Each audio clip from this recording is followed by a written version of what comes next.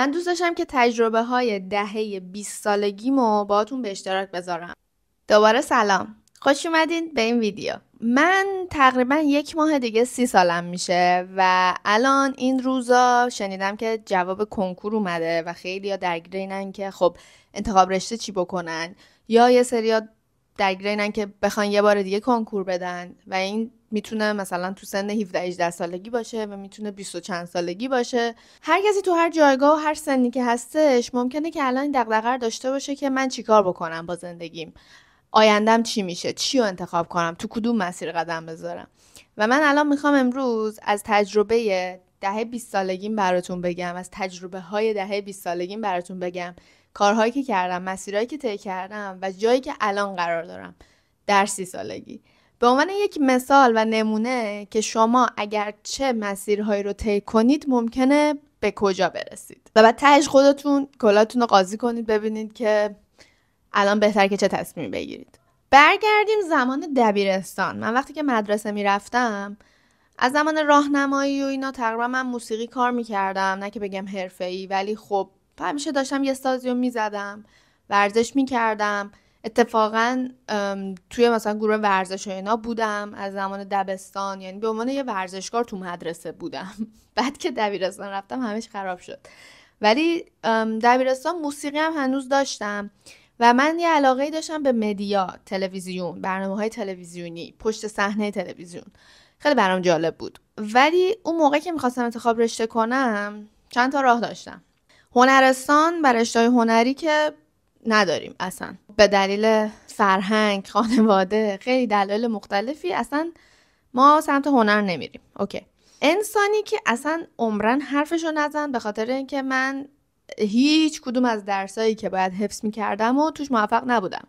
کلا توی حفظیات تعطیلم، یعنی هیچی دیگه، یعنی فقط من باید با تصویر کار کنم. بین ریاضی و تجربی یه ذره این رشته داروسازی، این لیبل پزشکی، این عمل ارتودنسی، میدونی یه چند تا موردی بود برام که از رشته تجربی بهش میرسیدم و برام جالب بود، ولی در نهایت کار من نبود، به خاطر اینکه اونم رشته سختی بود، حفظیات داشت و از همه مهمتر این که با خون و عمل و جراحی و تشریح و این چیزا سر کار داشت که من اونم اصلا آدمش نیستم.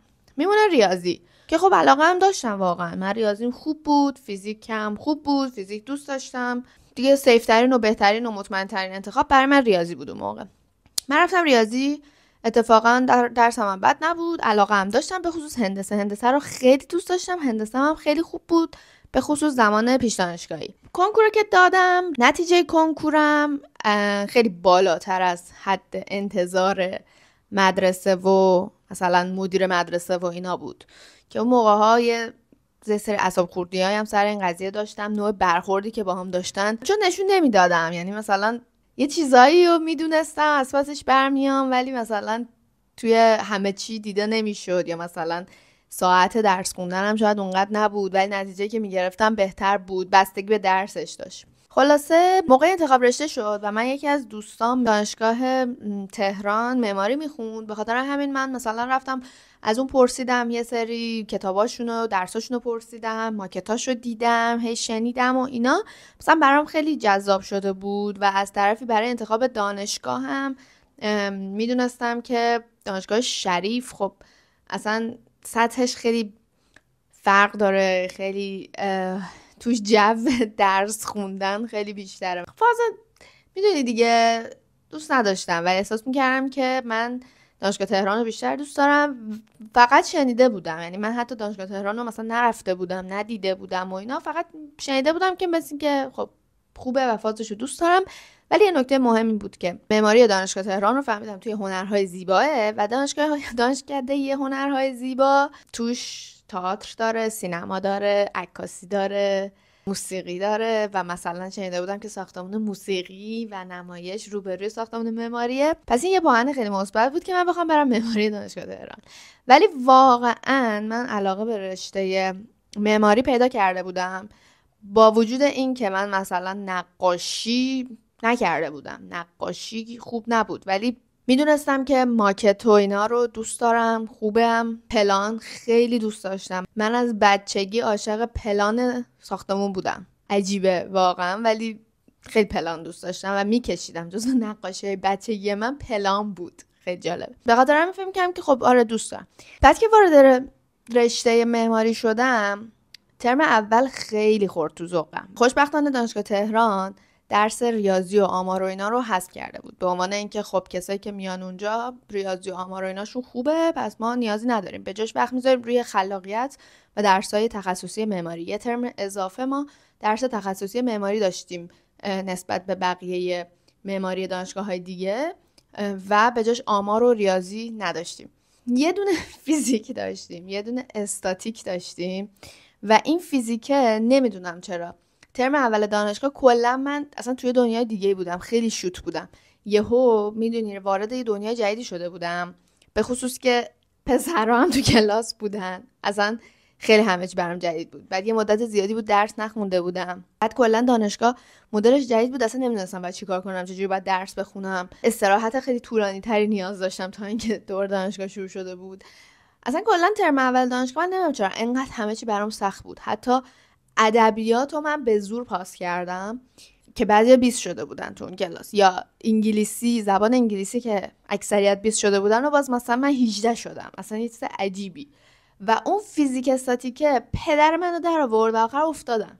خلاصه ترم اول دانشگاه وقتی من یه فیزیک افتادم، اصلا همه چی برام رفت زیر سوال که این چه کاری بود من کردم، آیا این رشته منه، این دانشگاه باید میمدم یا نه. اصلا خیلی همه چی برام یهو سنگین شروع شد.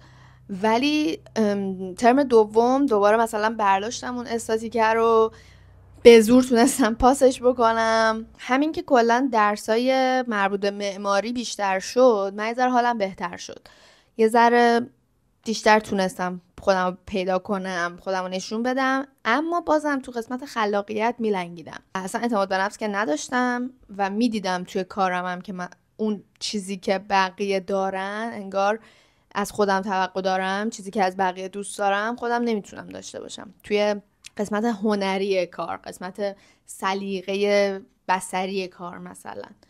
ولی کلا یه ذره مثلا حالم بهتر بود دیگه، یه ذره داشتم یاد میگرفتم، پیدا میکردم چیکار باید بکنم و اینا، و با قسمت درسای اختیاری آشنا شدم. اصلا کلا خیلی طول کشید برای من تا بفهمم دانشگاه چه خبره. هیچ ایده قبلش نداشتم، من هیچی بلد نبودم. البته که اینکه اون موقع فضای مجازی نبود و دسترسی به اینترنت و اطلاعات و اینا هم خیلی کمتر بود و اینا هم بی تاثیر نیست. خب کلا پرسجو هم خیلی نکرده بودم. درسای اختیاری رو متوجه شدم که میتونی از رشته‌های دیگه برداری. یه دونه اختیاری اولی که برداشتم یادم نیست دقیقاً چی بود، کامپیوتر، فیزیک، نه نمیدونم، یه چیزی بود که پروژه‌ای بود و گروهی بود و اینا، پاس شد ولی خیلی چیز بی خودی بود. فهمیدم که میتونم برم رشته مثلا عکاسی یا نمایش یا موسیقی. بعضی از درساشون بود که اجازه داشت دانشجوی مهمان از رشته دیگه بیاد، بعضی از درسا نه. اونایی که پیش نیاز داره یا اونایی که خیلی تخصصی بود اجازه نمیدادن کسی که جای دیگه درس میخونه از رشته دیگه بیاد برای اختیاریش. اما من پیگیر شدم، رفتم 4 تا درسی مثلا عکاسی و اینا رو هی پیگیری کردم، باشون صحبت کردم که اختیاریمو از اونجا بردارم، ولی عکاسی رو نتونستم. اولین درس اختیاری که از دانشکده دیگه برداشتم خلاقیت در هنر کودک، همچین چیزی بود که راجع به نقاشی‌های بچه‌ها بود و ارتباط روانشناسی با نقاشی کودکان که مثلا از توی نقاشی‌هاشون چه چیزایی میشه فهمید. خیلی درس جالبی بود، ربطی به من نداشت ولی خب خوش گذشت دیگه. واسه اونو پاس کردم و برای اختیاریای بعدی ما 4 تا درس اختیاری باید برمی داشتیم. یکیشو که از معماری برداشته بودم، دومیش این شد. برای اون 2 تای دیگه دوباره رفتم مثلا موسیقی رو سرچ کردم، ولی دیدم که اونجا هم چیزی پیدا نکردم که من بتونم از یه رشته دیگه برم اختیاری. به تئاتر رسیدم. درس اختیاری بعدی که برداشتم موسیقی در نمایش بود. خیلی خوش گذشت، به خاطر اینکه من چون موسیقی کار کرده بودم و کلا ریتم و اینا رو دوست داشتم و گوش موسیقیایم خوب بود، توی اون کلاس خیلی خوب بودم. کلا هم دوست داشتم، هم سریع مثلا جواب میدادم. بعد مثلا خیلی جذاب بود که یه آهنگی، یه موزیکی میذاش و میگفتش که مثلا بگین بیتش چیه، بخونید مثلا ریتمش مثلا چندمه و اینا، من اینا رو سریع میتونستم بفهمم و بقیه بچه‌ها که پیشینه موسیقی نداشتن، تئاتر داشتن میخوندن، همشون بلد نبودن. مثلا از من میمدن سوال میپرسیدن یاد بگیرن و اینا. خیلی بهم خوش میگذشت. و برای درس 4 هم تونستم نور و صدا در نمایش یادم اومد. درس 4 هم نور و صدا در نمایش برداشتم و من اونجا عشق کردم. از اینکه مبانی کارگردانی بود در واقع و همکلاسیان بچه‌های تئاتر بودن، بچه‌هایی بودن که حتی بعضیاشون شناخته شده بودن، توی تلویزیون بودن، مثلا ترم 10 دانشگاهش بود. من با اونا سر کلاس بودم و خیلی با عشق گوش میدادم، چیزی یاد میگرفتم و درس خوندم و نمرم هم جزو بالاهای کلاس شد. یعنی میگم اون موقعم که من معماری رو انتخاب کردم و راضی بودم، دوست داشتم باز برم درس‌های مختلف رو امتحان کنم و همون چند تا درسی هم که چانس دارم برم از یه دانشکده دیگه بردارم. ولی من بزرگترین اشتباهی که توی اون دوران لیسانسم کردم این بود که نرفتم با آدمای رشته‌های دیگه آشنا بشم. یعنی توی اون 4 سال و نیم 5 سال من خیلی دوست غیر از رشته خودمون کم داشتم. کلا دوست کم داشتم. اون موقع بلد نبودم، اعتماد به نفس نداشتم، نمیدونستم باید چی کار کنم. ولی واقعا این تنها اشتباهیه، به نظرم پشیمونی که دارم اینه که نرفتم سرک بکشم و با گروه های دیگه، رشته های دیگه دوست بشم، نتورک کنم. برگردیم به علاقم. من از زمانی که رفتم دانشگاه با تئاترم آشنا شدم. اولین تئاترهامو اون موقع‌ها دیدم، به خاطر اینکه ما دانشگاهمون خیابون انقلاب بود و اونجا سالن‌های تئاتر بود و خیلی رفتم و شروع شد و بیشتر خوشم اومد و بیشتر دوست داشتم و اینا. به خاطر همین بودش که درس اختیاریم هم از نمایش برداشتم و حالا این چنگانگی بیشتر شده بود. موسیقی، تئاتر، سینما، عکاسی، معماری، چی کار کنم؟ موسیقی هم دوباره ادامه دادم. یعنی سر کنکور و اینا من دیگه موسیقی رو کار نمی‌کردم. اما از سال دوم دانشگاه من توی همون دانشکده موسیقی کلاس پیانو هم رفتم. شروع کردم که تا 4-5 سال ادامه پیدا کرد. نه اونجا، ولی کلا یعنی موسیقی رو جدی‌تر ادامه دادم از اون موقع و یه ذره وارد دانشکده موسیقی شدم. میدونی اونجا فهمیدم که خب نه، من نمیخوام خیلی دیگه مثلا تخصصی وارد موسیقی بشم. ولی بعد که یکم گذشته بود، دوباره مثلا 2-3 سال گذشته بود، یکی از نگاهام این بودش که من به عنوان موزیسین وارد تئاتر بشم، عضو گروه کنسرتی که توی نمایش اجرا میکنه. این یکی از فانتزیام بود که خب این نشد. برگردیم زمان دانشجویی. اون موقع باز با معماری یه ذره دوست شده بودم، برام بهتر بود. اوضاع درسم بد نبود، ولی به نظر خودم هنوز با خلاقیت مشکل داشتم، با زیبایی بصری و اینا به نظر خودم همچنان مشکل داشتم. ولی خب از پسش برمی‌آمدم دیگه، گذشت. درسم که میخواست تموم بشه من دیگه خسته شده بودم از معماری، به تئاتر خیلی بیشتر علاقه‌مند شده بودم. درسم که تموم شد همونجا رفتم دانشکده تئاتر و با بچهای تئاتر آشنا شدم و وارد گروه تئاتر شدم به عنوان مدیر صحنه، دستیار صحنه، دستیار لباس. یه اجرا رو با بچه‌ها رفتم و اونجا بود که عشق زندگی بر من شروع شد. خیلی بهم خوش میگذشت، خیلی دوست داشتم که وارد تئاتر شده بودم و میگفتم مثلا دیگه معماری چیه، مثلا چقدر خوب که من اینجا اومدم، اینجا با اینجا آشنا شدم و میخوام برم تئاتر ادامه بدم. 2 تا 3 تا اجرا من تئاتر رفتم توی 1 سال بعد از تحصیلم و کرونا شروع شد. همزمان با اینکه اجراها تموم شد من به این نتیجه رسیده بودم که نه، مثل این که این نمیتونه کار اصلی من باشه. از نظر فضای اونجا با من خیلی جور در نمی اومد. خیلی سخت بود که بخوام اونجا بمونم و پریسا باقی بمونم. از طرفی از نظر درآمد، یعنی تئاتر رو هوا بود قشنگ. این که مثلا اگر پروژه بخوره میتونی سر کار بری، یا کرونا بشه اجرا تعطیله، مثلا بیماری بشه، جنگ بشه، هر چی بشه، برای من نمیتونست کار تخصصی اصلیم باشه. حالا این اجرا هم که کنسل شده بود بهونه خوبی بود برای اینکه من بیشتر بخوام فکر کنم که میخوام چیکار کنم. دوست دارم که کدوم مسیر رو دوباره توش جدی وارد بشم. تئاتر که اومده بود بالا، دوباره موسیقی رفته بود پایین. ببین من تو این چند سال مثلا چقدر دریچه‌های مختلفی رو سعی کردم وارد بشم. اونجا تصمیم گرفتم که مهاجرت کنم. زبان خوندم ولی هنوز خیلی مطمئن نبودم. یعنی پیش خودم 50-50 بودم. اگر بتونم برم خوشحال میشم، اگر نتونم برم مجبور بشم بمونم من واقعا خوشحال میشم. به خاطر همین خیلی جدی نگرفتم ولی رفتم اپلای کردم. برای رشته اپلای من مطمئن نبودم. هم معماری میخواستم بزنم زده بودم، هم طراحی صحنه تئاتر. طراحی صحنه تئاتر برای من یه راه فرار بود که هم تئاتر باشه هم معماری باشه.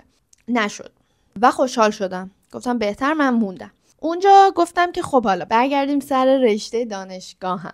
برم دنبال کار معماری بگردم. مصاحبه رفتم و اینا. هنوزم خیلی مطمئن نبودم به خاطر اینکه فکر می‌کردم که علاقم اونقدر نیست. ترجیح میدم که مثلا تئاتر و چیزای مربوط به مدیا و اینا رو انجام بدم که برام منطقی نبود و از طرفم فکر می‌کردم یادم رفته. یعنی فکر می‌کردم اگر من برم کار معماری انجام بدم من دیگه اونجوری مثل قبل تو فضاش نیستم و دیگه بلدم نیستم خیلی و اینا. مصاحبه رفتم و اوکی شد و وارد شدم ولی به عنوان تولید کننده محتوا.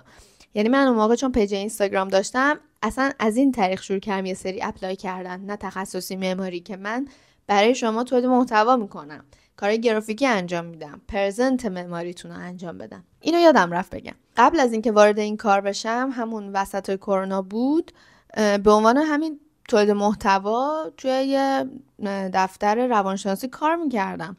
براشون ویدیو درست میکردم، محتواهای پیجشون رو انجام میدادم و اینا. به خاطر همین یه رزومه هم ساخته بودم. بعد دوباره اپلای کردم توی یه دفتر معماری، برای این کار وارد شدم. این دوباره ببین یه کار چندمی که تولید محتوا. دفتر معماری که شروع به کار کردم، چون پروژه های معماری رو خب میدیدم و من میخواستم که براشون تولید محتوا کنم، ولی چون بک‌گراند معماری داشتم اجازه نظر دادن هم بهم دادن.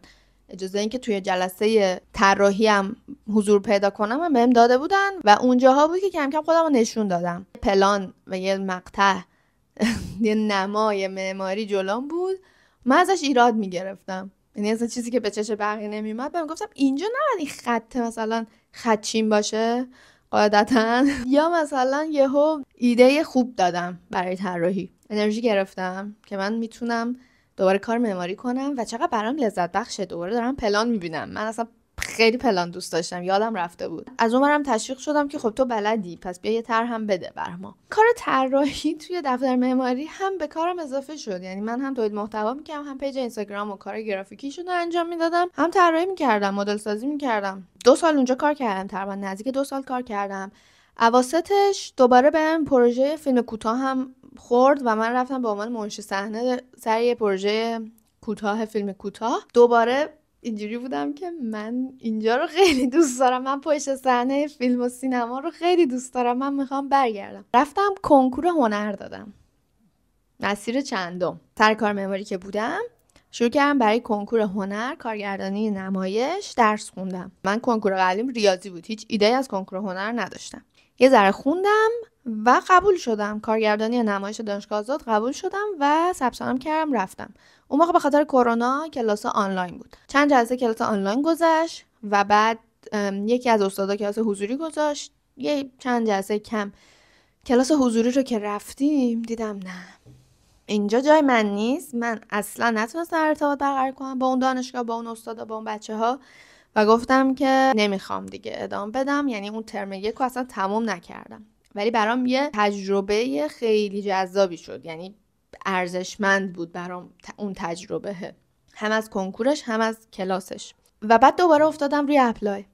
دوباره گفتم من دوباره میخوام اپلای کنم و اون موقع دیگه خیلی جدی شده بودم، داشتم اذیت میشدم سر این چند مسیر بودنه و استقلال نیاز داشتم. خیلی زیاد دلم میخواست تنهایی زندگی کنم، استقلال داشته باشم، زندگیم دست خودم باشه، همه چی رو انگار مثلا ریست کنم، از اول شروع کنم. خیلی دیگه تحت فشار بودم و این دفعه فقط روی معماری فوکوس کردم و فقط اروپا. حالا به دلایل مختلفی نمیخواستم خیلی از ایران دور بشم، نمیخواستم خیلی مغزم چند دسته بشه که حالا طراحی صحنه، تئاتر باشه، معماری باشه، چی باشه، فقط معماری داخلی. و زد و من هلند معماری داخلی قبول شدم، پذیرش گرفتم و اقدام کردم، ثبت نام کردم، اومدم. ویدیو هم شورت تازه گذاشتم درباره همین که 3 ساله شد مهاجرتم و 3 سال پیش چه احساساتی داشتم وقتی که اومدم، چجوری بود برام شروعش، چقدر طول کشید تا راه بیافتم و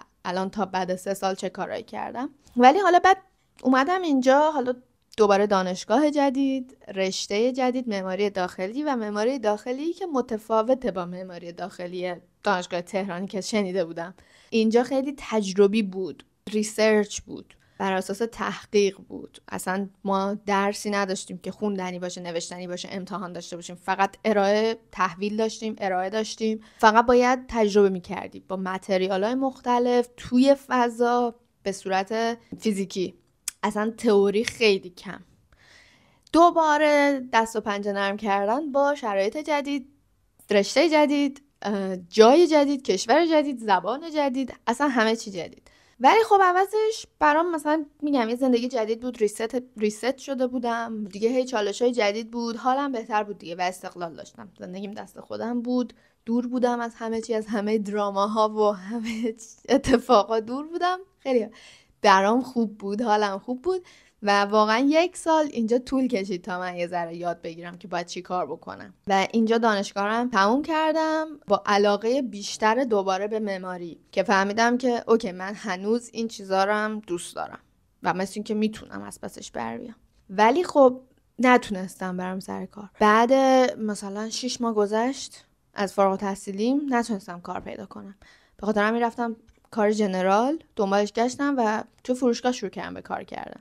چون که حالا توی فروشگاه کار میکنم خیلی وقت نمیکنم به اپلای کردن کارم برسم، اون بیشتر پررنگ‌تر میشه تو زندگیم، کار کردن توی فروشگاه. و بعد زبان هلندی بیشتر کار کنم، بیشتر بشنوم، یاد بگیرم. و حالا توی فروشگاه که هستم دوباره یه سری از تواناییام داره پررنگ میشه، سرعت عملم، دقتم. به این فکر میکنم که خب حالا پیدا کنم که من باید برم سراغ چه کاری. حالا که معماری هم نتونستم هنوز کار پیدا کنم، کار مناسب. توی دانشگاه هم که اینکه خیلی تجربی بود خیلی بهم کمک کرد، سر اینکه ما ورکشاپ‌های مختلفی داشتیم و با متریال‌های مختلفی هم باید کار می‌کردیم. من هم سفال کار کردم، هم با چوب، هم با فلز، هم با پلاستیک، صحافی. خیلی هی کارهای مختلفی انجام دادیم، ماکت سازی در ابعاد بزرگ، در ابعاد کوچیک. خب دیدم که کار با چوبم خوبه، کار با دست ماکت ساختنم خوبه، سفالو دوست دارم.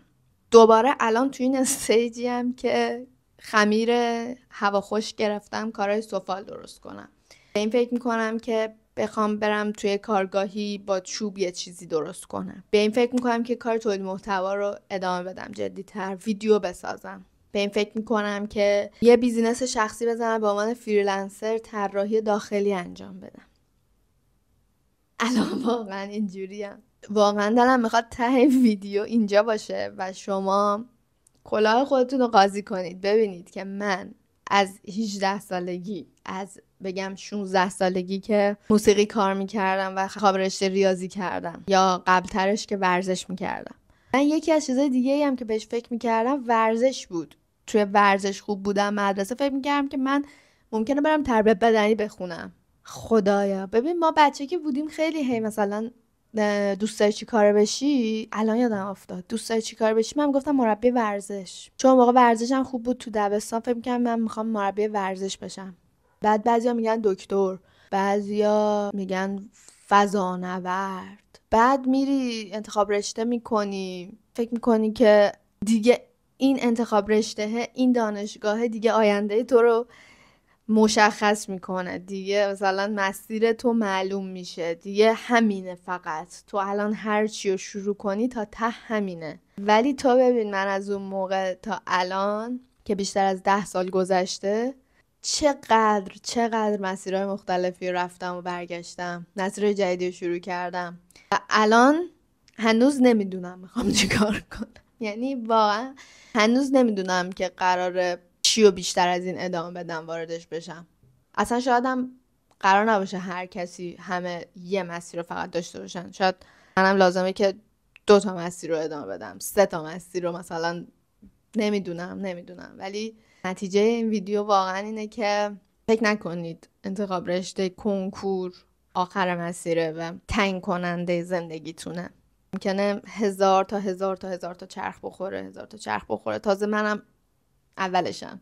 منم تازه 30 سالم داره میشه و معلوم نیستش که تا 40 سالگی قرار دوباره چه چیزهایی رو تجربه کنم، چه تغییراتی بکنه زندگیم، چه مسیرهایی رو واردش بشم.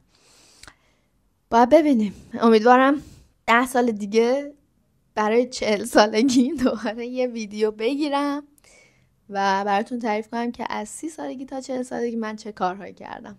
اینو داشته باشیم تا 40 سالگی دوباره برمیگردیم. واقعا ممنونم که ویدیومو تا اینجا نگاه کردین. بقیه ویدیومو هم نگاه میکنین و کانالم رو سابسکرایب میکنید، دنبال میکنید، برام کامنت میذارین. خیلی قشنگه که میبینم همجوری هی خانواده‌مون داره بزرگتر میشه، هر روز سابسکرایبرهای جدید داره اضافه میشه و من واقعا خیلی خوشحالم از داشتنتون و بزرگ شدن این کانال. اگر که دوست داشتید میتونید پیج اینستاگرام من فالو کنید که آدرسش این زیر هست. اونجا و اینجا بیشتر درباره زندگی من در هلند ببینیم، همراه هم باشیم. ممنونم. فعلا خدافظ. خیلی دوست داشتم من از بچگی من از هواپیما رد شه.